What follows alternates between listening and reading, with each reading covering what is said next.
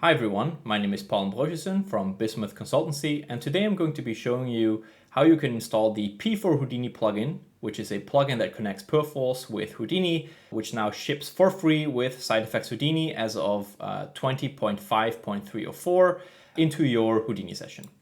So to get started, the first thing that you'll need to do, of course, is make sure that you have a build of Houdini that is equal to or newer than 20.5.304 and just install that.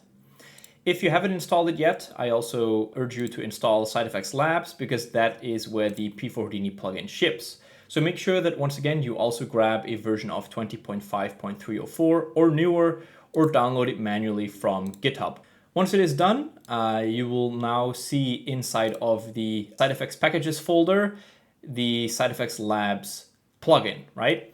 If you don't quite know where you can find this, just click on the SideFX Labs package here, right click and say details, and then you'll see that it is installed on my C drive under program files, SideFX software, SideFX packages, and then that is where the folder is located.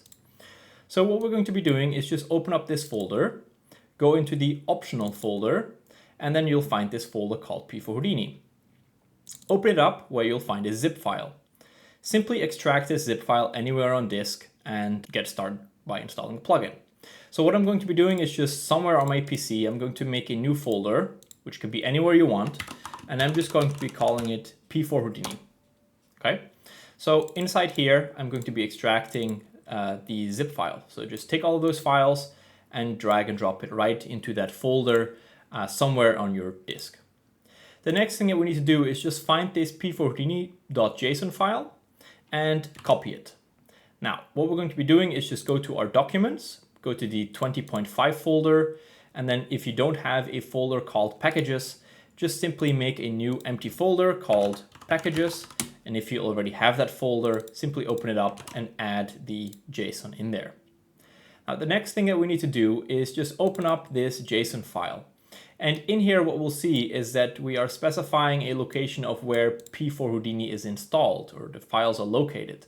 And in this case, for me, I just put it in the H drive on the root in a folder called P4Houdini. So just save that up, go back to the Houdini tab, and then just launch your Houdini session for 20.5.304 or newer.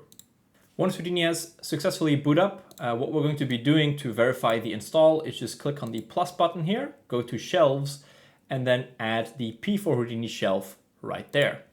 And then what you'll see is these shelf tools, which means that the plugin has successfully been installed.